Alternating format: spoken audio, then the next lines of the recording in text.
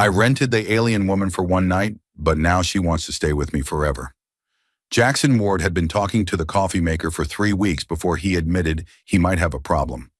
Not about the coffee, though the recycled sludge the machine produced could strip paint from a hull, but about the talking. This morning he'd actually waited for it to respond. "You're losing it, Ward," he muttered, watching the brown liquid dribble into his cup with all the enthusiasm of a dying hydraulic system. The machine beeped twice, which his desperate brain tried to interpret as agreement. Horizon's edge stretched around him in its usual symphony of mechanical indifference.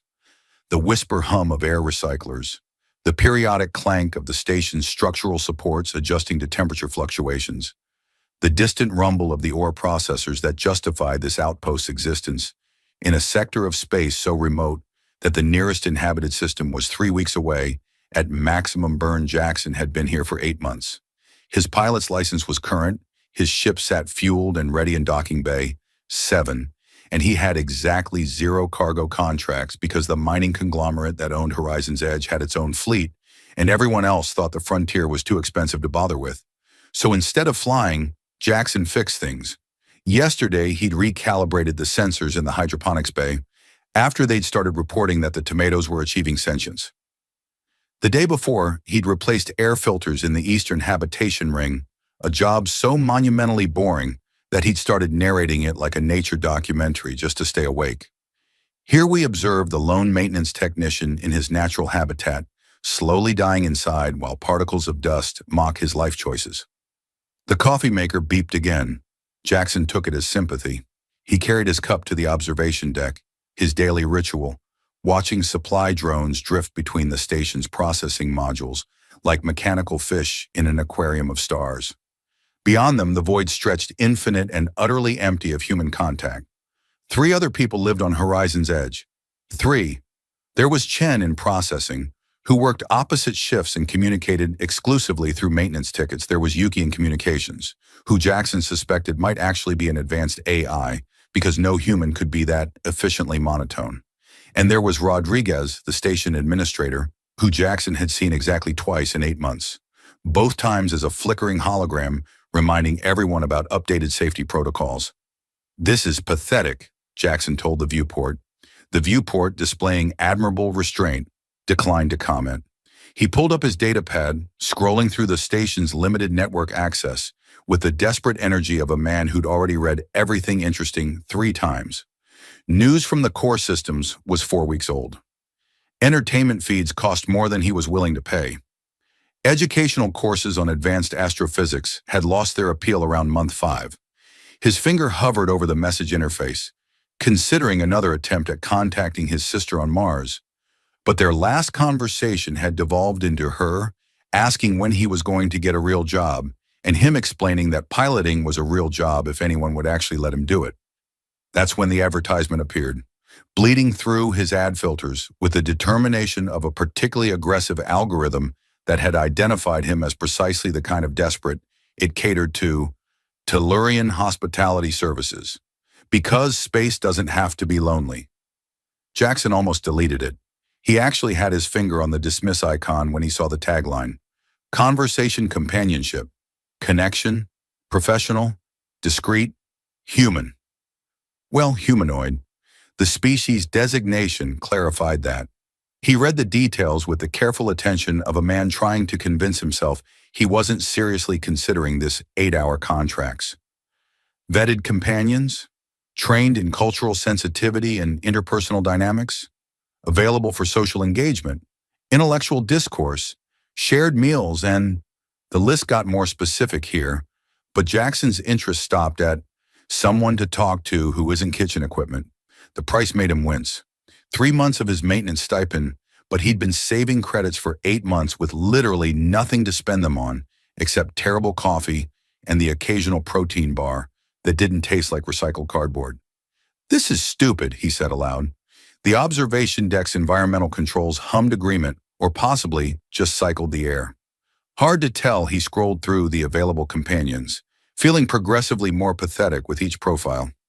They all looked impossibly beautiful in that curated way that suggested professional photography and strategic lighting. Names that might have been real or might have been algorithmically generated for maximum exotic appeal. Brief bios highlighting interests and specialties. Then he saw her, Nisara, violet skin that seemed to hold its own luminescence. Silver eyes that looked directly at the camera with an expression that wasn't quite smiling, but suggested she found something amusing about the whole arrangement. Her ears rose to delicate points, the obvious marker of Tellurian physiology. The bio was shorter than the others. Excellent listener, enjoys discussions of astrophysics, classical literature, and the inherent absurdity of existence, fluent in 6 languages. Allergic to dishonesty. That last line made him smile. Probably a marketing tactic, but it worked.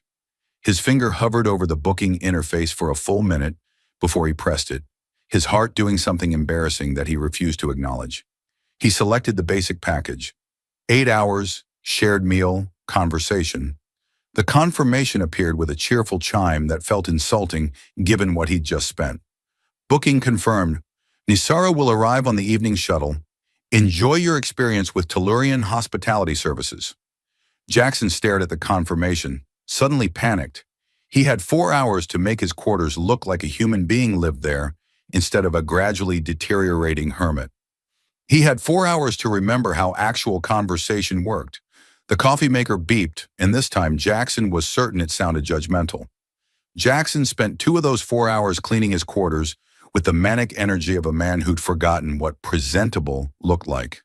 He found 3 coffee cups in places.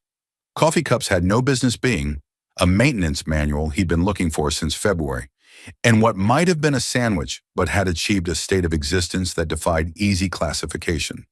The hydroponics bay received an unexpected donation to their compost system.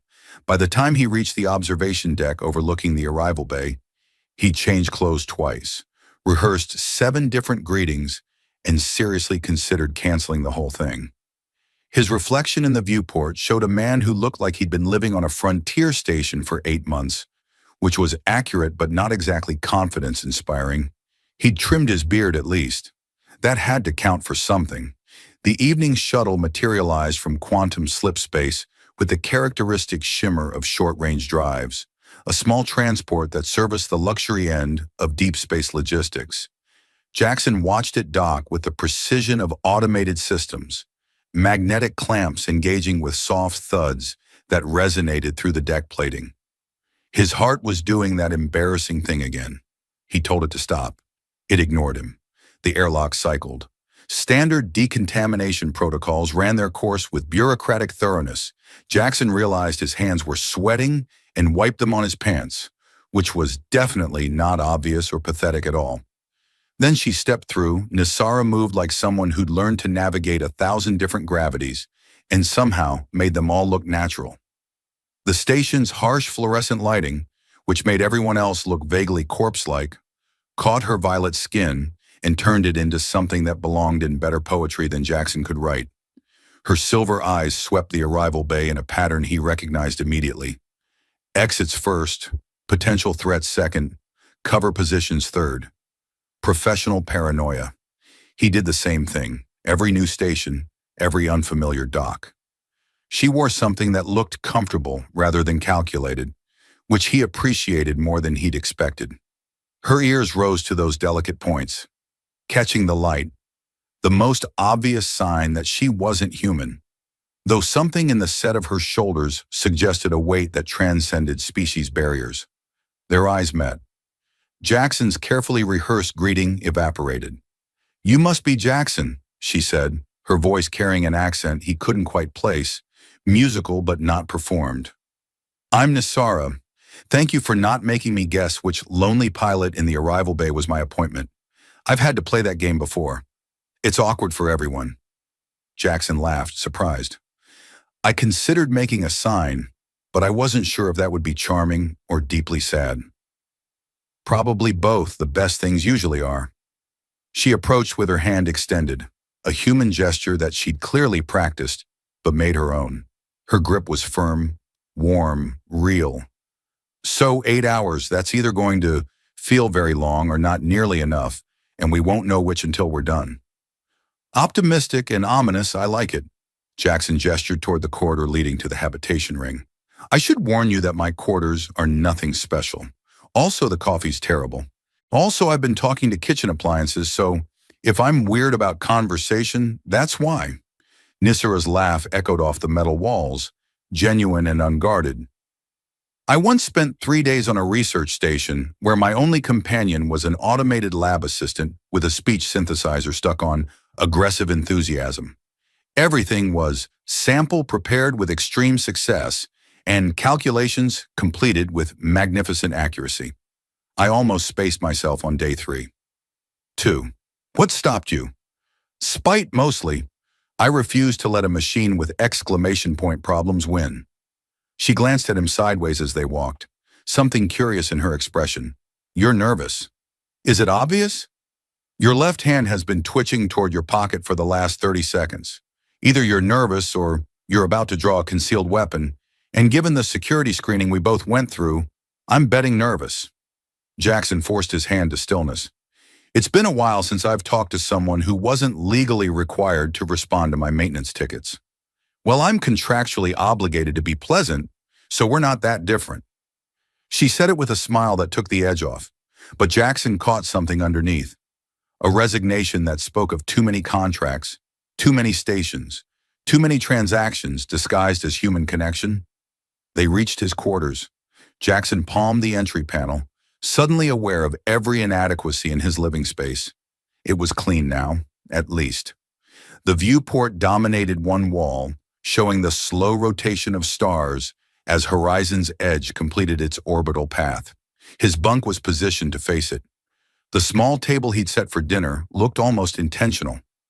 Nisara stepped inside and went immediately to the viewport, her reflection ghosting across the stars. You can see the Helix Nebula from here, just barely. She pointed to a smudge of color against the black. I worked a station near there once. The light pollution made it invisible up close. Isn't that always the way? You have to be far away to see the beautiful things clearly.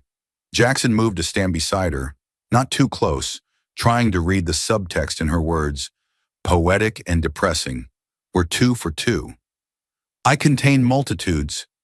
She turned from the viewport, surveying his quarters with that same cataloging intelligence. Her gaze lingered on the worn book on his shelf. Actual paper. Either you're sentimental or rich. Given the state of your coffee maker, I'm guessing sentimental. My mother's, she insisted physical books would outlast any digital format. Then she died and left me proof that she was right, because the data pad with all her messages corrupted 3 years ago, but that book is still readable. Nisara's expression softened. What's the book? Collection of poetry, 20th Century Earth. I don't understand half of it, but it makes me feel less alone, which is probably what poetry is for. That, and making English teachers feel important. She accepted his gesture toward the table. So, you mentioned dinner. Please tell me it's not protein paste, because I've hit my yearly quota and it's only November. Jackson had raided the hydroponics bay's modest offerings and assembled something that could generously be called a meal if you didn't think too hard about it. Tomatoes that actually tasted like tomatoes, leafy greens that the growing matrix insisted were lettuce, and a protein source that was definitely not paste, but also wasn't willing to commit to being any specific animal.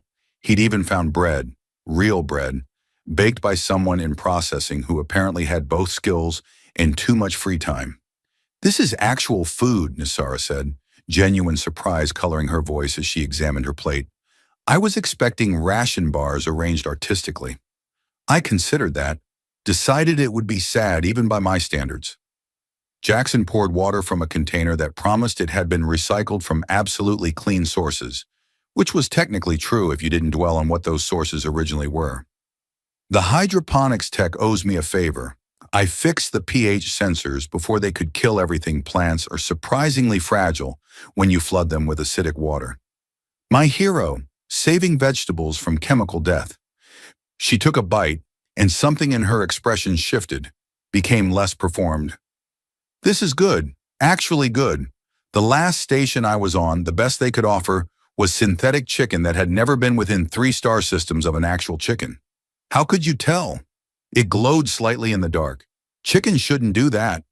Jackson nearly choked on his water. That's horrifying. The client thought it was atmospheric. He'd paid extra for the bioluminescent option. Nisra shook her head, silver eyes catching the light with what might have been amusement or might have been exhaustion. People get strange out here. The isolation does things to decision-making processes, says the woman who's chosen isolation as a career. Touché, she pointed her fork at him, but I'm temporarily isolated. Serial isolation, I move between lonely people and then leave before anyone gets too attached. It's different. Is it better? She paused, considering the question with more seriousness than he'd intended. Ask me in 3 days when my contract expires. I'll have a better answer then. Jackson filed that away, sensing depths he wasn't sure he was allowed to explore. Instead, he asked about Telluria, and Nisara's whole posture changed, became something looser, more real. 3 moons, she said, her hands sketching shapes in the air. They rise in sequence, each one a different color because of atmospheric refraction. Red, then amber, then this pale blue that makes everything look like it's underwater. The cities grow from the ground, literally. We cultivate crystal structures, guide them with harmonic resonators. Takes decades to grow a building, but once it's established, it lasts millennia. That sounds impossible. Most things do until someone figures out how. She smiled, but it carried that weight again, that homesickness she was trying to hide. The singing drives tourists crazy. Everything resonates at slightly different frequencies, so the whole city produces this constant chord. You're born into it, you don't notice. But people from off-world say it gets inside their heads. Did you notice it? After you left? I noticed the silence. Her voice went quiet. Space is supposed to be silent. Everyone knows that. But I didn't really understand until I left how loud silence could be, how much I'd taken that constant harmony for granted. Jackson nodded, understanding in a way he couldn't quite articulate. They ate in comfortable quiet for a moment, and he found himself studying her without meaning to. The way her ears moved slightly when she was thinking. The patterns in her violet skin that might have been natural or might have been decorative, he couldn't tell. She caught him looking and raised an eyebrow. Question you're trying not to ask? Several, wondering which ones cross the line from curious to invasive. Try one, I'll tell you if you've wandered into inappropriate territory. She leaned back in her chair, genuinely interested. Most clients either ask nothing personal or get creepy immediately. There's very little middle ground. Okay, the ears. Do they actually improve hearing, or is that just coincidental evolution? Nisara laughed, surprised. That's what you're curious about? Not something about companionship protocols or whether Tellurians are compatible with. I figured if you wanted to discuss that, you'd bring it up. The ears seem safer. They're more sensitive to frequency ranges humans can't detect. Useful for the crystal cities. Completely useless in space where everything sounds like recycled air and structural complaints. She tapped one pointed tip. They also make it impossible to wear certain headphone models, which is a genuine hardship. Audio equipment designers are universally biased toward round ears. That does sound tragic. You're mocking me. Little bit. She threw a piece of bread at him. He caught it, grinning, and the easiness of the gesture surprised them both. This wasn't what he'd expected. The conversation flowed like they'd known each other longer than 40 minutes, like they'd built up rhythms over time instead of stumbling into them by accident. Jackson started telling her about his ship, the Wanderer's Hymn, and discovered he'd been starving for someone who'd actually listen. He pulled up holophotos on his datapad, 3-dimensional images blooming above the table, nebulas he'd navigated, their colors enhanced by the ship's sensors into something almost painful in their beauty. Asteroid fields he'd threaded when the alternative routes would have added weeks to the journey, that binary star system where he'd miscalculated the gravitational interference and nearly got pulled into a decaying orbit. 17 seconds, he said, showing her the sensor logs. 17 seconds between clearing the gravity well and becoming an expanding cloud of very regretful debris. Nisra studied the data with obvious understanding. You corrected using the secondary star's magnetic field. That's either brilliant or insane. Unanimous vote for insane from everyone I told afterward. But it worked. It worked. She looked at him differently then, something evaluating in her gaze. You miss it. Flying. Every day. The admission came easier than he expected. Being grounded here, it's like knowing you have wings and being told you're not allowed to use them. Bureaucracy is its own kind of prison. They moved to the viewport after dinner, drawn by the slow rotation of stars like moths to a flame that couldn't burn them through reinforced steel.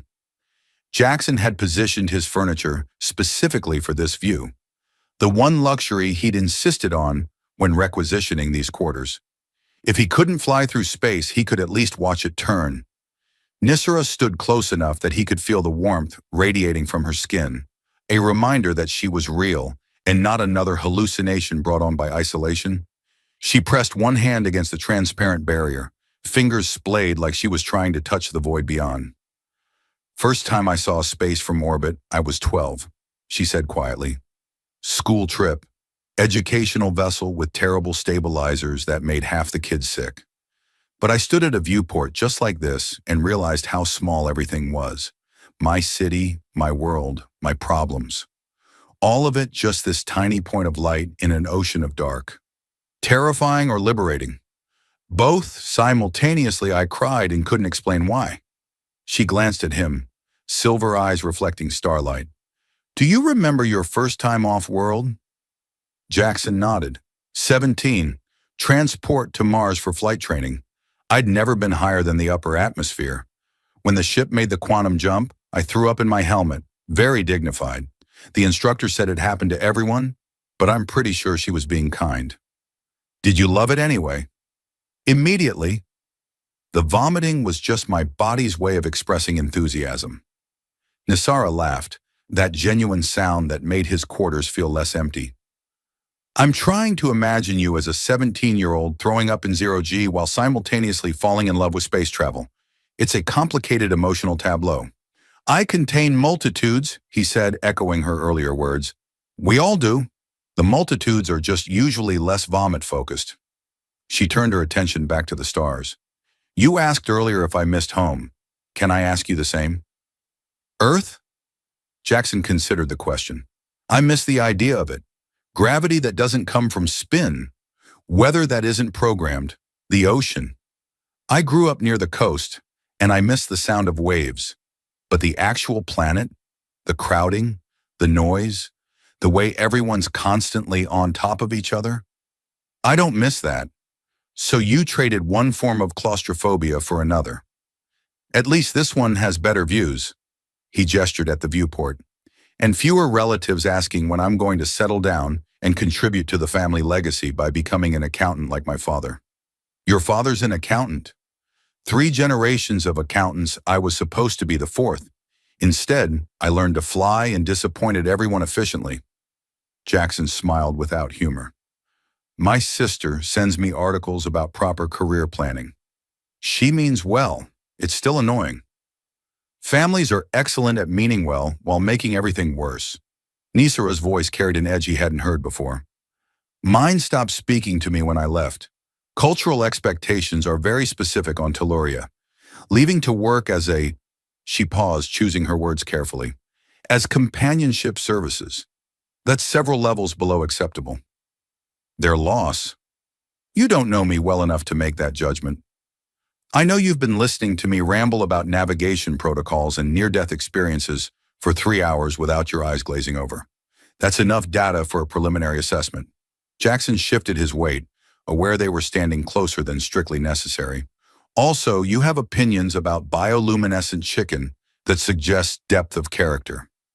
Or deeply questionable life experiences. Same thing, probably. They fell into silence again, but it was comfortable. The kind of quiet that didn't demand filling. The station hummed around them, all its mechanical processes continuing their eternal loops.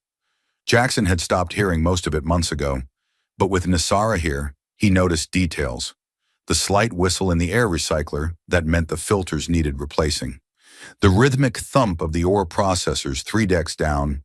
The almost imperceptible vibration that came from the station's rotation. Do you ever think about consciousness existing in quantum states? Nisar asked suddenly. Jackson blinked at the conversational shift. Can't say it's been keeping me up at night, no. There's a theory that consciousness doesn't exist in a single state, but across multiple probability fields simultaneously, that every decision creates a branch, and some part of us experiences all of them. She traced patterns on the viewport, her reflection moving with her. Somewhere there's a version of me that never left Telluria.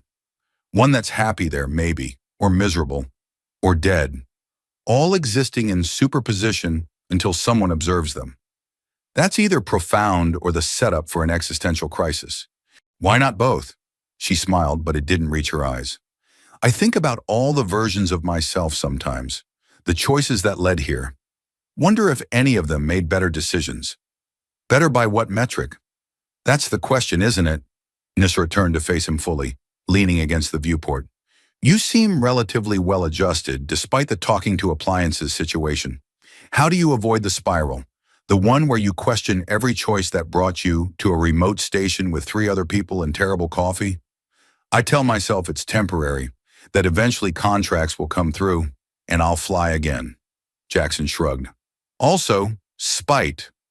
Similar to your situation with the aggressive lab assistant, I refuse to let the universe win by making me regret learning to pilot. Spite is underrated as a survival mechanism. It's gotten me through worse. He checked his chronometer without meaning to, then immediately regretted it. 5 hours left. Time was moving with the cruel efficiency of things you wanted to last forever. Want to hear about the time I outran a solar flare by 17 seconds and legitimately thought I'd die? Obviously, Jackson pulled up the sensor data, and they spent the next hour dissecting his near disaster with the enthusiasm of people who understood that space was trying to kill you, and the best response was to fly better. Nishra asked technical questions that proved she knew more about quantum drives than most pilots, and when he explained the modifications he'd made to the Wanderer's hymn, she immediately identified 3 ways he could improve efficiency. You've been holding out on me, Jackson said. You know ships. I know a lot of things. Comes with the job. Never know what a client will want to discuss. But there was pride in her voice, barely concealed. I spent 6 months on an engineering station, picked up things. Things like advanced propulsion theory. Things like how to sound knowledgeable enough that lonely engineers feel heard. She met his eyes. But yes, also propulsion theory. The conversation eventually spiraled into increasingly ridiculous territory, which Jackson suspected was both of them trying to stretch the remaining hours like taffy. They debated whether consciousness could theoretically be uploaded into a ship's navigation computer, which led to Nisara arguing that most navigation computers already had better decision-making capabilities than their pilots, which led to Jackson defending his entire profession with exaggerated outrage that made her laugh so hard she had to sit down. I'm just saying, Nisara managed between gasps, that autopilot exists for a reason, and that reason is pilot overconfidence. Autopilot can't feel the ship, can't sense when the quantum drive is about to desync or when the gravitational calculations are off by 0.03%. Jackson was pacing now, fully committed to his mock indignation. Pilots are artists. We commune with our vessels on a level machines can't comprehend. You're describing a relationship that borders on inappropriate. The Wanderer's hymn and I have an understanding built on mutual respect and regular maintenance schedules. That's somehow worse. She wiped her eyes, silver irises bright with amusement. Please tell me you don't talk to your ship the way you talk to your coffee maker. Jackson stopped pacing. I refuse to answer that question on the grounds that it might incriminate me. You absolutely do. Oh, this is delightful. Nizara stood, moving to the small kitchenette area where the offending coffee maker sat in judgment. What do you say to it? Does it have a name? This conversation has gotten away from me, and I'd like to return to the part where we were discussing quantum consciousness. Too late. We're examining your appliance-based relationships now. She tapped the coffee maker's control panel. Hello, mechanical friend. Has Jackson been treating you well? Blink twice if you need rescue. The machine beeped once, which was probably coincidence but felt pointed. See? Even your coffee maker knows you're deflecting. Nisara returned to the viewport, her mood shifting like weather systems, the laughter fading into something more contemplative. I've been to stations where people name their environmental suits, give them personalities, talk to them like they're companions. It's not as strange as it sounds when you're alone long enough. Is that what you tell yourself about the clients? That we're all just lonely enough to need purchase conversation? The question came out sharper than he'd intended, and he saw Nisara's shoulders tense slightly before she turned to face him. Her expression was careful, professional walls sliding into place like airlock doors. That's exactly what I tell myself, she said quietly. It makes it easier. If everyone's just lonely, then I'm providing a service, filling a need. It's transactional and clean, and I can leave without feeling like I'm abandoning anyone. Jackson felt like he'd stepped on something fragile without meaning to. I didn't mean. You meant exactly that, and it's fine. It's a valid question. She moved back to the table, her fingers trailing along the edge. Most clients don't ask. They either pretend this is real or they're aggressively clear that it isn't. You're trying to figure out which category you fall into. I'm trying to figure out if I'm supposed to pretend I haven't been counting the hours we have left because I don't want you to leave. The admission felt like exposing a wound, but he was tired of performing normalcy. Which is pathetic, I know. You're working, this is your job, but the last 6 hours have been the most human I've felt in 8 months, and I don't know the protocol for that. Nisra was quiet for a long moment, her silver eyes searching his face for something he couldn't identify. There is no protocol, she finally said. That's the problem. They train us in conversation and cultural sensitivity and how to exit gracefully when contracts end. But they don't train us for clients who treat us like people, who ask what we dream about, who share their near-death experiences like we're friends who'll remember the stories later. Should I have treated you differently? No. The word came fast, almost desperate. No, this is... She stopped, visibly collecting herself. This is the first contract in months where I haven't been watching the chronometer, waiting for it to end, where I've forgotten to maintain professional distance, where I've laughed and meant it. The station's lighting shifted subtly, beginning its transition to night cycle.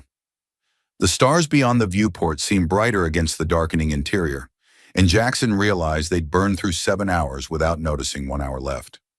60 minutes, 3,600 seconds that would disappear like everything else in his life that mattered. We should probably address the imminent temporal crisis, Nisara said, attempting levity that didn't quite land. 1 hour. We could spend it discussing optimal departure protocols, or we could continue pretending time isn't a construct specifically designed to ruin good things. I vote for pretending. Pretending it is. She moved to stand beside him again, their reflections ghosting across the viewport together. Tell me about the worst cargo you've ever hauled. And it better be entertaining, because I once transported 17 cases of live insects that escaped containment mid-flight. 17 cases? Research specimens, very important. Very illegal in 3 sectors. Very enthusiastic about exploring ventilation systems. Jackson laughed despite the tightness in his chest. I hauled a diplomatic envoy who insisted on bringing her pet, which wouldn't have been a problem except her pet was a silicon-based life form that tried to eat the ship's wiring. How did you resolve that? Gave it the communications array. Figured if we were going to be deaf, might as well be deaf with a satisfied passenger. They traded disaster stories as the hour dwindled, each tale more absurd than the last. Both of them talking faster like they could outrun the chronometer through sheer volume of words. Jackson told her about the time his quantum drive hiccuped, and he ended up 3 days off course in a sector known for piracy. Nisara countered with a client who'd booked her to attend a formal dinner party and failed to mention it was on a zero-G station where everyone was expected to navigate while holding wine glasses. So you're floating, trying to maintain dignity while drinking and making small talk with a mining executive who kept spinning in circles because he couldn't figure out the stabilizers on his suit. The wine was everywhere. Diplomatic disaster. The laughter felt good even as the chronometer ticked down. 30 minutes, 20, 15. The station's lighting completed its transition to night cycle, dimming to a soft amber that made the stars beyond the viewport impossible to ignore. Jackson's chronometer showed 12 minutes remaining, 12 minutes before Nisara would activate her retrieval signal, before the shuttle would arrive, before she'd slip back into the professional distance of someone moving between contracts and stations and lonely people who weren't allowed to matter, he expected her to start gathering her things, to shift into departure mode, to begin the practiced rituals of graceful exit that the hospitality service had trained into her. Instead, Nisara stood at the viewport, absolutely motionless, her hand pressed flat against the transparent barrier, like she was trying to hold back the universe itself. Her reflection showed an expression Jackson couldn't quite parse. Something caught between Yushin and terror, between wanting and knowing better. Minutes passed. Jackson busied himself clearing their meal containers from hours ago, giving her space, trying not to think about the silence that would fill his quarters after she left, trying not to calculate how long it would take before he started talking to the coffee maker again, before the isolation pressed back in like vacuum through a hull breach. "I should go," Nisara said finally, her voice so quiet he almost missed it under the station's ambient hum. But she didn't move. Her feet stayed planted, her hands curled into fists against the viewport, her shoulders tight with something that looked like barely contained panic. "The shuttle leaves in 8 minutes, she continued, still not turning around. "My schedule has me on Gamma Station by tomorrow's cycle. There's a mining executive who's booked 3 days, extended contract, premium rate. He wants someone who can discuss terraforming ethics and look appropriately impressed by his credentials." Her voice was professionally neutral, but Jackson heard the crack underneath, the places where the performance was failing. "I should go," she repeated, and this time the words broke slightly on the last syllable. Jackson set down the containers carefully, his pilot's hands steady even as his heart rate spiked. He moved to stand beside her at the viewport, not too close, giving her space but offering presence. That's when he noticed her hands trembling against the transparent steel, a fine vibration that had nothing to do with the station's mechanical rhythms. "Nisara, my contract with the service expires in 3 days," she said, cutting him off.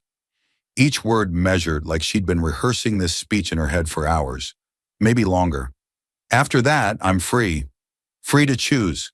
Free to stay where I want, work how I want, be who I want, instead of what they've trained me to perform." She turned to face him then, and her silver eyes were bright with something that might have been tears, though Jackson wasn't certain Tellurian physiology worked the same way. Her violet skin had flushed darker, in patterns he suspected indicated emotional distress, colors shifting like auroras across her features. "I've been to 1,000 stations," she said, her voice stronger now, committed to wherever this was going. "Met 1,000 clients. Some were kind. Most were indifferent. A few were—" She stopped, and Jackson's hands clenched at the implication hanging in that unfinished sentence. "But you treated me like a person, not a product. You asked what I wanted, what I dreamed about. You laughed with me, not at me. You saw me, Jackson actually saw me, not the service I was providing or the role I was performing." She took a breath, steadying herself. "You shared your disasters and your coffee and your terrible coffee maker that definitely has opinions. You showed me your mother's book and your ship and the parts of yourself that hurt. You gave me 8 hours of being human instead of being a transaction." Her hand reached out, hovering near his, not quite touching, giving him the choice. Jackson's chest felt tight, like the station's atmosphere had suddenly become insufficient for breathing. "Let me stay," Nisara whispered, "not as a service, not under contract, not as Tellurian Hospitality Services Companion number 734 Nisara, available for booking in 8-hour increments, just as myself. As someone who's tired of moving between lonely people and leaving before anything matters. As someone who wants to stop running from connection because connection is complicated and messy and violates every professional boundary I've been trained to maintain." A reminder chime sounded from her data pad. 5 minutes until shuttle departure. 5 minutes to decide. "I don't want to leave," she said, and now the tears were definitely there, tracking down her violet skin in silvered lines. "I don't want to go to Gamma Station and perform interest in terraforming ethics for a man who'll forget my name the moment I'm gone. I don't want to wake up on another transport to another station, to another contract. I want to stay here. With you. With someone who asks about my dreams and actually listens to the answers? With someone who treats terrible coffee as a shared tragedy instead of a personal failing? Jackson's hand closed over hers, warm and real and trembling, just as much as she was. The coffee really is terrible, he managed, his voice rough. I know. I tried some. It's aggressively bad. She laughed, a sound caught between tears and relief. But I want to complain about it tomorrow, and the day after, and every day until you get a real cargo contract, and I can complain about your coffee from orbit while you're off flying through solar flares with 17 seconds to spare. That was one time. You have other stories. I want to hear all of them. The disasters, the near misses, the moments when you thought you'd die but didn't. I want the boring stories too. The maintenance logs and the air filter replacements, and the days when nothing happens except stars rotating past viewports. Her other hand came up to his chest, resting over his heart. I want the temporary and the permanent and everything between. I want to find out what happens when neither of us is performing for the other. The shuttle departure alarm sounded, muted but insistent, final boarding call. Nisara didn't move. Stay, Jackson said, and it wasn't a question. Yes. In the vast emptiness of space, surrounded by indifferent stars and cold vacuum and a station that hummed with mechanical apathy, two lonely people stood at the edge of a choice that would change everything. The shuttle would leave without her. The service would mark her contract as unfulfilled. Gamma Station's mining executive would have to find someone else to discuss terraforming with. And Jackson Ward would wake up tomorrow with company, with conversation, with someone who saw him and chose to stay anyway. The coffee would still be terrible. The station would still be remote. The universe would still be vast and empty and generally hostile to human happiness. But they wouldn't face it alone. Nisara's retrieval signal stayed silent. The shuttle departed, and in the reflection of the viewport, two figures stood together, watching the stars turn, beginning something that had no contract, no protocol, no training manual to guide them. Just two people, choosing each other in the dark. The end.